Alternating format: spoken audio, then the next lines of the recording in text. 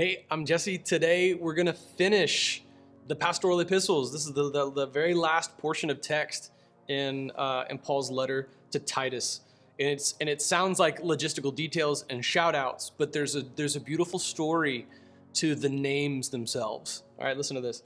When I send Artemis or Tychicus to you, make every effort to come to me in Nicopolis, because I decided to spend the winter there. Diligently help Zenas the lawyer and Apollos on their journey so that they will lack nothing. Let our people learn to devote themselves to good works for pressing needs so that they will not be unfruitful. All those who are with me send you greetings. Greet those who love us in the faith. Grace be with all of you. So there's a reiteration of this calling into good works. Again, this follows the teaching about the atoning grace poured out through Jesus. But in these final shout outs, the names, these beautiful names, they tell a story too.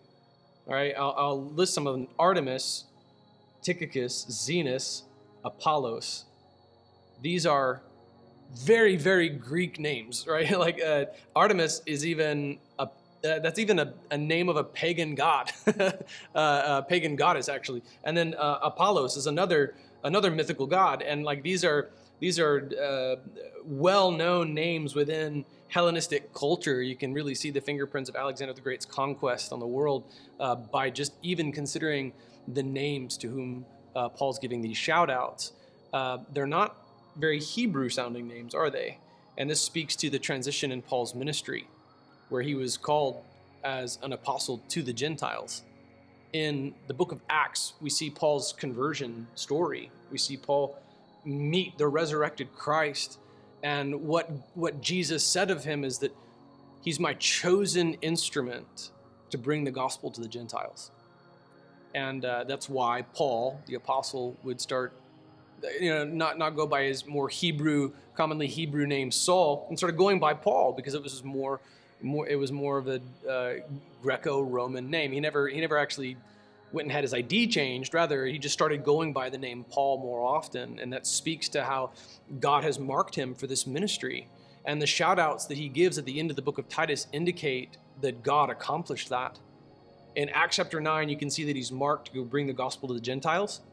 In his missionary journeys, he would begin in the synagogue. Salvation is first for the Jew and then for the Gentile. It's his chronology and his modus operandi. He would go and speak in the synagogues, but then inevitably things would go awry, and he would end up somewhere else. Like, for example, in the church of when we saw the church of Corinth planted, it was right next to the synagogue because Paul was kicked out and he just went next door to the next building, and then that's where the church is born. Well, in these shout-outs and just the names themselves, we can see that what God began in the book of Acts is coming to completion at the close of the pastoral epistles. Do you know that God, who began a good work in you, is going to bring it to completion? It's going to bring it. God's going to finish what he started in you. All right? He's not like me, where I'll have an unfinished project sitting around in the shed for a long time.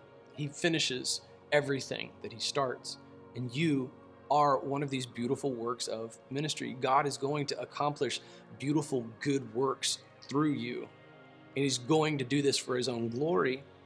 We see that's why I believe he reiterates, let our people learn to devote themselves to good works for pressing needs so that they will not be unfruitful. He's going to bear fruit. Your life has meaning and has an impact by the power of the gospel. The good works that God prepares in advance for you are all a result of his hand on you.